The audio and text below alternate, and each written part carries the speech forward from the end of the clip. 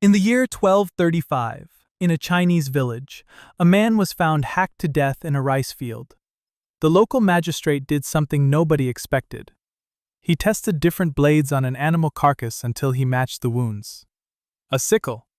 So he called in every farmer in the district and told them to lay their sickles on the ground in the sun.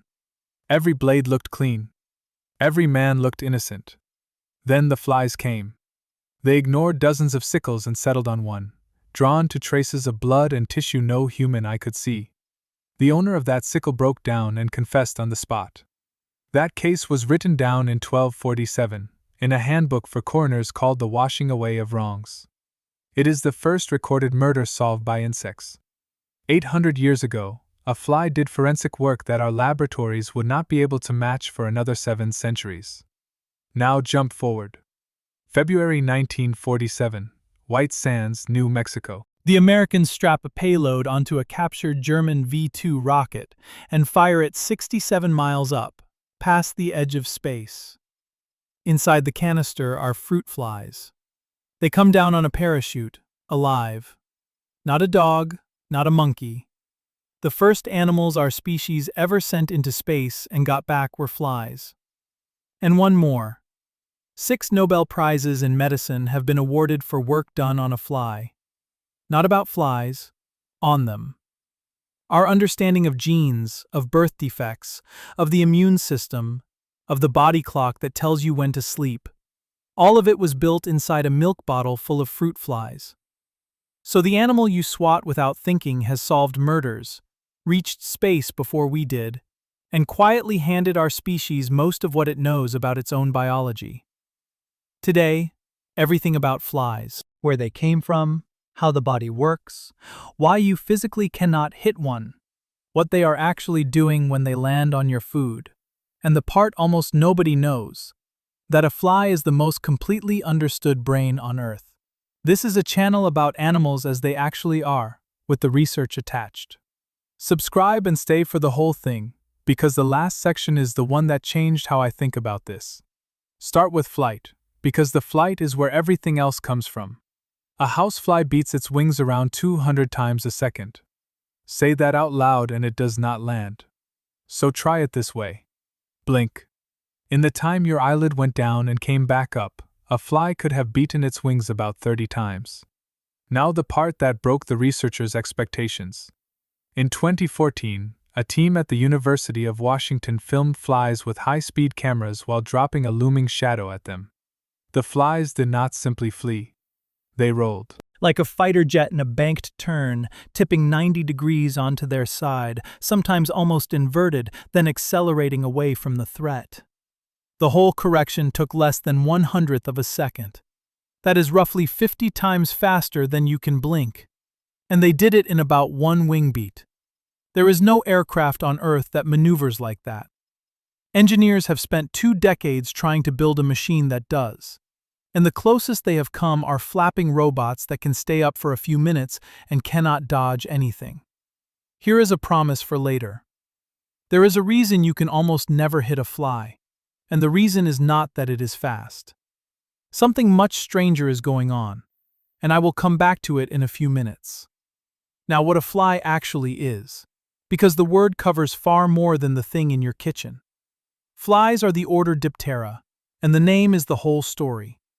Diptera. 2 wings. Almost every other flying insect has 4. Beetles, bees, wasps, dragonflies, butterflies. 4. Flies threw half of theirs away. The hind pair did not vanish. It shrank into 2 tiny knobs on stalks, sitting just behind the wings, called halteres. During flight, they vibrate at the same frequency as the wings, and because a vibrating object resists being twisted, they register every roll, pitch, and yaw the body makes. They are gyroscopes, biological ones, running at 200 cycles a second, feeding the fly's nervous system a constant readout of its own orientation. That is the trade. Every other insect got more wing. Flies got fewer wings and an instrument panel. Then they took over the air. One more thing about those halteres before we move on. Remove them from a fly and it can still beat its wings perfectly well. It simply cannot stay upright. It takes off, tumbles, and crashes within a second or two. The wings make the power. The two little knobs behind them make the flight. There are around 160,000 described species of fly. Estimates of the real number run past 1 million. Houseflies, blowflies, hoverflies, mosquitoes, midges, gnats, crane flies, fruit flies, bot flies, all diptera. They live in the Arctic. They live at the tops of mountains. There are flies in Antarctica and flies breeding in pools of crude oil in California. There is a fly whose larvae develop in the nostrils of seals. The housefly, the one you know, is Musca domestica. It followed us out of Africa, moved into our settlements, and it now lives on every continent where people do. Few land animals are spread as widely, and it got there by attaching itself to us. Now the eyes, and the thing I promised you. A housefly's head is mostly eye. Each one is a compound eye holding roughly 4,000 separate lenses, each with its own tiny cluster of photoreceptors, each pointing in a slightly different direction. The fly cannot focus. It cannot read. Its picture of the world is coarse, a low-resolution mosaic. But it is not built for detail. It is built for speed. Here is the measurement that explains your entire relationship with this animal. Show a flickering light to a human and speed the flicker up. At around 60 flashes per second, we stop seeing individual flashes and see a steady glow. That is why a screen looks continuous to you. 60 updates a second is roughly the limit of your temporal vision. For a fly, that limit is around 250. Hold that for a second. A fly's visual system refreshes about 4 times faster than yours. A film that looks smooth to you would look, to a fly, like a slideshow. And your hand, your fast, sudden surprise attack, arrives in what is functionally slow motion. You are not fighting a quick animal. You are fighting an animal living in a different rate of time. It gets worse. In 2008, researchers at Caltech dropped a black disc at fruit flies and filmed what happened before takeoff. About 200 milliseconds ahead of the jump, the fly was already shuffling its legs and shifting its body weight. Not fleeing, positioning. It had worked out which direction the threat was coming from and was arranging its center of mass so that when it pushed off, it would go the other way. The fly plans. A brain smaller than a grain of salt sees a shadow, calculates a bearing, and stages a body for a jump it has not made yet. I tested this on myself, which I do not recommend as a use of an afternoon. I sat in my kitchen with a fly on the table and tried to move my hand slowly enough that it would not register. It does not work. I got to within about 10 centimeters before it left, every time, and it always left before I had committed to the movement. The fly was not reacting to my hand. It was reacting to my intention arriving through the air ahead of my hand. So, honestly, can you hit one? Not with a spray, not with a trap, hand or swatter, in a normal room.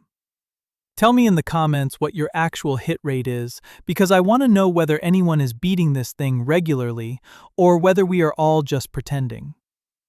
Now the mouth, and I will warn you in advance that this section is unpleasant. A housefly cannot bite. It has no jaws at all.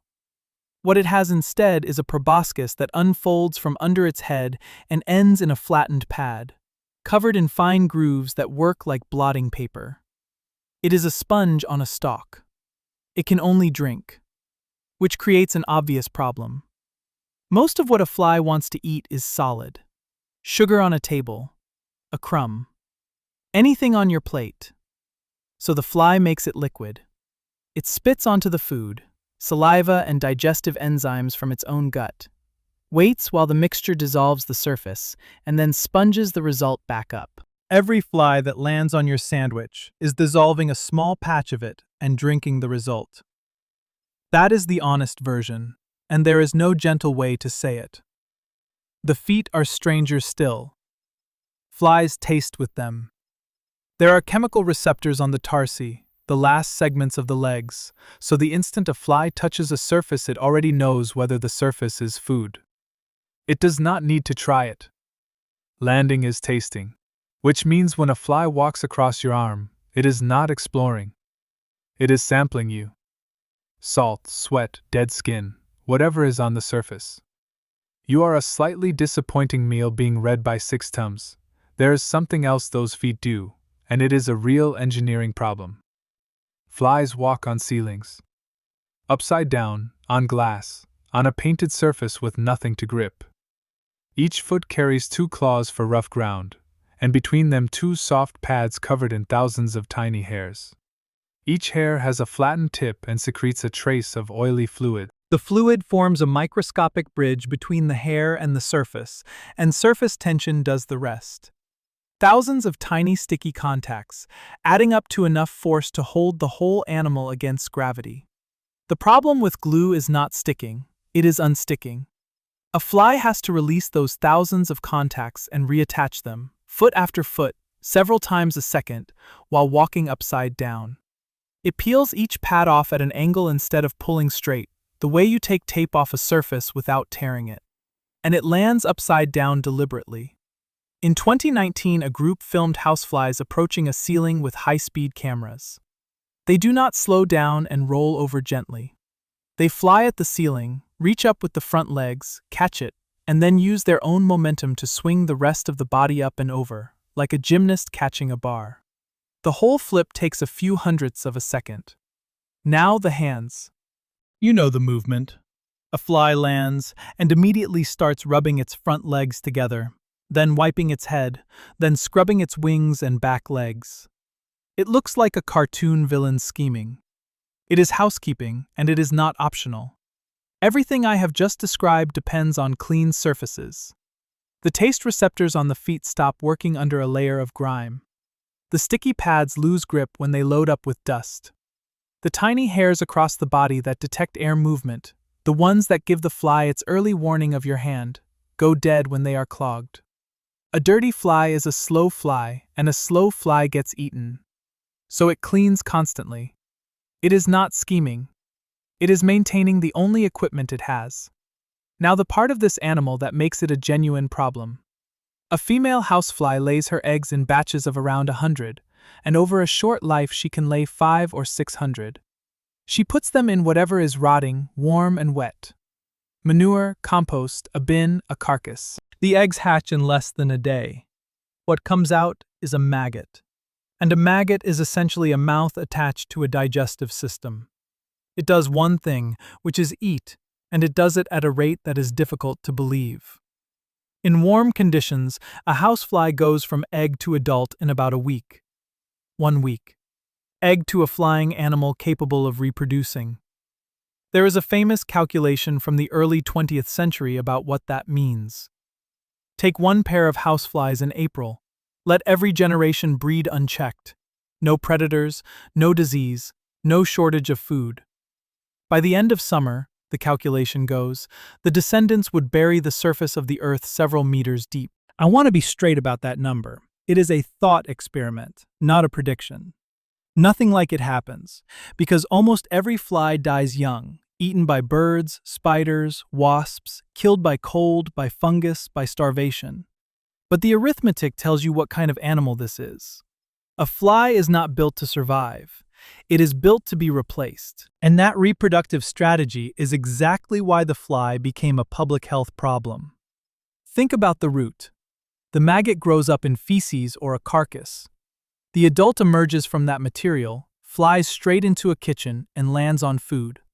It walks around on it with feet that were recently standing in something far worse. It spits on it. And it does this repeatedly, all day. In 2017, an international team sequenced everything living on and inside 116 houseflies and blowflies collected on 3 continents. They found up to 351 different species of bacteria on a single species of housefly. The greatest diversity was on the legs and the wings, the parts that touch things. Among what they found was Helicobacter pylori, the bacterium behind stomach ulcers. Flies from urban areas carried more pathogens than flies from stables, which is a slightly bleak comment on our cities. Flies have been linked to the spread of typhoid, cholera, dysentery, and trachoma, the leading infectious cause of blindness. Not as a host, the way a mosquito hosts malaria. Simply as a carrier. Feet, mouth, gut. A fly is a vehicle. This is not squeamishness. In places without sealed sanitation, fly control measurably reduces childhood diarrheal disease. It is a genuine, quantified public health intervention. So, the practical part, since you clicked on a video about flies and probably want something usable out of it. First, swatting. The Caltech work on escape planning came with advice from the researcher who ran it. Do not aim at the fly. It is already staging its jump, and it jumps away from the looming shape. Aim slightly ahead of where it is standing, into the space it is about to occupy. Better still, come at it from behind and below, where the eye coverage is weakest, and where a rising strike meets the fly as it leaps upward. Second, the food. One landing on a covered dish is nothing to panic about. The risk is not a single visit, it is repeated visits over hours, and it is much higher for food that then sits at room temperature. Cover it, and remember that the actual solution is upstream. What matters is not the fly on your plate, but the bin it came from. No breeding site, no flies. Sealed bins, clean drains, no standing organic sludge. Third, the thing everyone gets wrong. Killing adult flies barely dents a population. Every one you hit was one of 500, and the next generation is already a week away from arriving.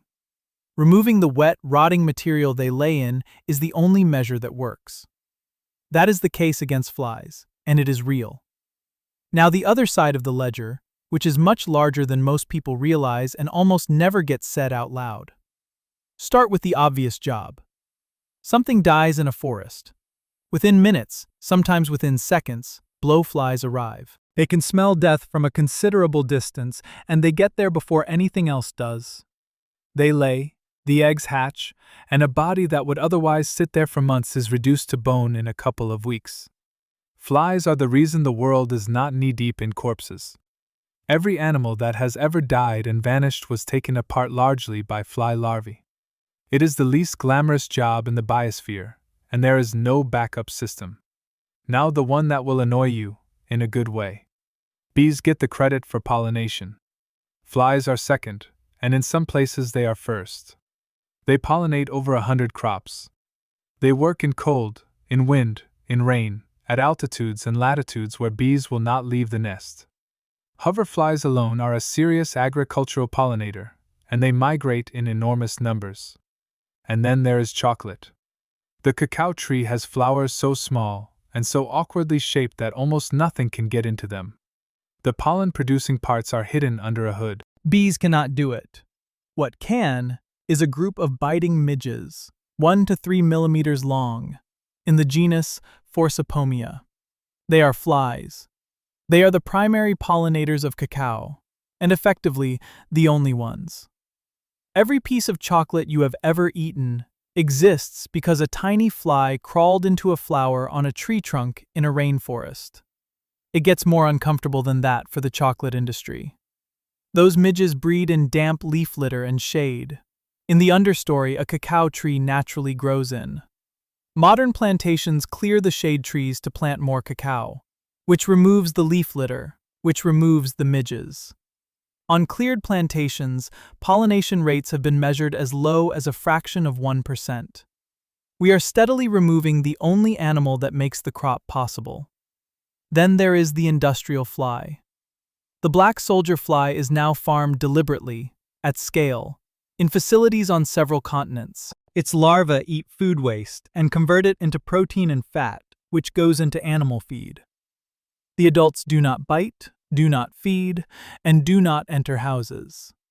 It is one of the few genuinely elegant answers anyone has to organic waste, and it runs on a fly. Now the part that makes people put down their tea. Maggots are used in hospitals, deliberately, on purpose. Sterile larvae of the green bottlefly, Lucilia sericata, are placed into chronic wounds that will not heal, diabetic foot ulcers, pressure sores, infected surgical wounds. They do three things. They secrete enzymes that dissolve dead tissue and then absorb it, leaving living tissue untouched, which is a level of precision no scalpel achieves. They kill bacteria, including some resistant strains. And they appear to stimulate the growth of new tissue. This is not folk medicine. The practice is old. Battlefield surgeons noticed centuries ago that infested wounds sometimes did better. But it was abandoned once antibiotics arrived, and then brought back when resistant infections made surgeons desperate again. In 2004, the American regulator formally cleared medical maggots as a medical device. In 2026, a second species was cleared alongside the first. There are people walking on legs that were scheduled for amputation because a doctor put fly larvae in the wound and the wound closed. I want to be honest about my own reaction here. When I first read about maggot therapy, I found it genuinely difficult, and I noticed that the difficulty was entirely aesthetic. Nothing about the treatment is dangerous or crude. It is precise, controlled, sterile, and effective. My disgust was doing no useful work at all, and it took me a while to be willing to say that out loud. So, second question, and be honest again. Your leg, a wound that will not close, and the surgeon offers you two options: another operation or a dressing full of live larvae for 3 days. Which one do you take? I suspect the comments will split cleanly, and I want to see which way. Now the section I have been waiting to get to, because this is the one that reframes the whole animal. In 1910, a zoologist named Thomas Hunt Morgan was working in a cramped room at Columbia University, breeding fruit flies in milk bottles. The room smelled of rotting bananas and there were flies everywhere. Colleagues called it the fly room, and not kindly. Morgan was looking for mutations and finding nothing. Then one day a single male appeared with white eyes instead of red. That fly changed biology. By breeding it and tracking where the white eye trait went, Morgan's group established that genes sit at specific physical locations on chromosomes, in a specific order, and that they can be mapped. Everything that followed, genetic mapping, linkage, the entire architecture of heredity, starts in that room with that fly. Morgan received the Nobel Prize in 1933. He was the first of 6. A student of his, Hermann Muller, showed that X-rays cause mutations, which is how we learn that radiation damages genes. Nobel, 1946. 3 researchers working on fly embryos uncovered the master genes that lay out a body plan, the genes that decide where a head goes and where a leg goes, and which turn out to be nearly identical in us. Nobel, 1995. The receptor system that fires the body's first-line immune response was found in flies. Nobel, 2011. And the gene that runs the 24-hour internal clock, the one that makes you sleepy at night and wrecks you on a long-haul flight, was identified in flies. Nobel, 2017. 6 Nobel Prizes in physiology or medicine, from an animal you would kill without noticing. Why the fly? Partly the practical reasons. It is cheap. It breeds in 10 days. It has only 4 pairs of chromosomes, and you can keep thousands of them in a cupboard. But mostly it is because of something that surprises everyone the first time they hear it. Roughly 3/4 of the genes known to cause disease in humans have a recognizable counterpart in a fly. Not a vague resemblance. A working equivalent, often close enough that a human gene can be inserted into a fly and do its job. Parkinson's, Alzheimer's, epilepsy, cancers, heart defects, diabetes. All of them have fly models, and a large amount of what is currently understood about them was worked out inside an insect that lives for 2 months. You and the thing on your windowsill are running a startling amount of the same code. That is not a metaphor. It is why the code was readable in the first place. And in October 2024, that relationship reached a point I still find hard to process.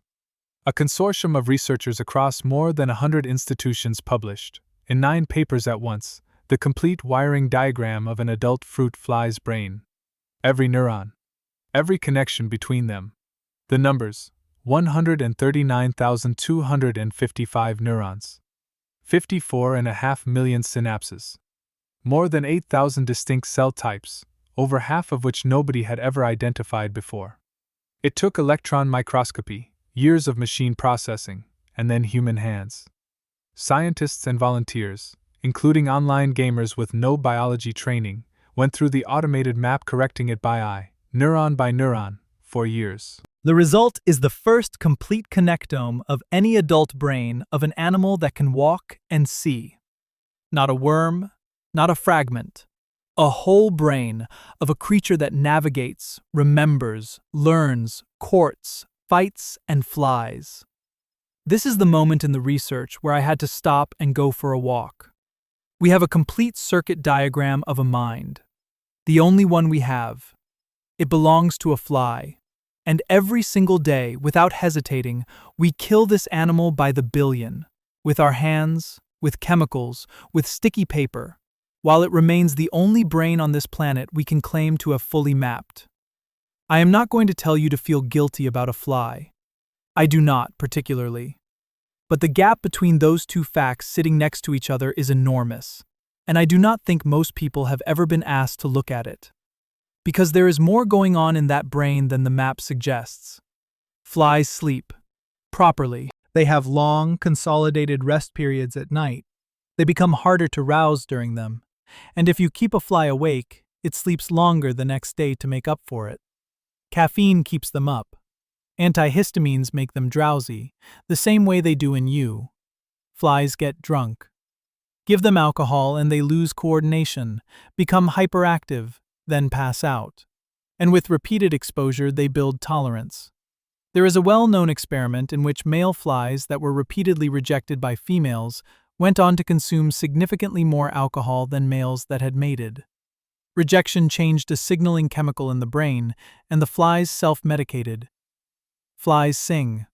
A courting male extends one wing and vibrates it, producing a species-specific song made of pulses at a particular rhythm. Get the rhythm wrong and the female leaves.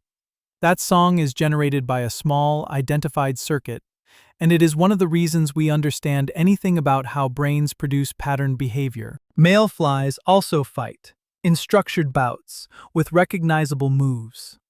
They form dominance relationships. A fly that loses a fight is more likely to lose the next one, which is a pattern you find in fish, birds, and mammals, running here on 140,000 neurons. And flies appear to feel something we would recognize. After a nerve injury, flies develop lasting hypersensitivity, reacting to stimuli that never bothered them before, in a way that resembles chronic pain in mammals. What that is like from the inside, nobody can say. But the machinery is there, and it does not switch off. Which is worth holding next to the fact that we have historically treated the fly as the definition of a thing that does not matter. There was an actual war, by the way. In 1905, a public health officer in Kansas named Samuel Crumbine was trying to stop typhoid, and he became convinced flies were carrying it. He launched a campaign under a slogan borrowed from a baseball chant, "Swat the fly." A local school teacher nailed a square of wire mesh to a stick and called it a fly bat. Crumbine renamed it the fly swatter, and the name stuck. Within a few years, swatting flies had become a civic duty across America. Children were paid by the hundred for dead flies. Cities ran competitions. The campaign was, in public health terms, largely a success. Deaths from typhoid and infant diarrhea fell as sanitation and fly control improved together. So the object sitting in your kitchen drawer exists because of a typhoid outbreak in Kansas and a man who liked baseball. And now, finally, back to that sickle in 1235. What those flies did in a Chinese field is a working discipline today. It is called forensic entomology, and it is used in courts around the world. The logic is the same as it was 800 years ago, only measured. Blowflies find a body within minutes and lay eggs. Those eggs hatch on a schedule. The larvae grow through defined stages at rates that depend on temperature, and different species arrive in a predictable order as the body changes. Read the insects on a corpse and you can estimate, sometimes to within hours, how long it has been dead. They tell you more than time.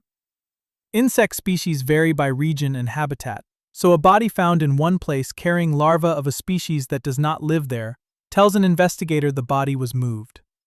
Larvae absorb drugs and poisons from the tissue they eat, so when a body is too decomposed to test, the maggots themselves can be analyzed instead. In cases where every other line of evidence has rotted away, the flies are still there, still keeping time. The magistrate in 1235 did not know any of this.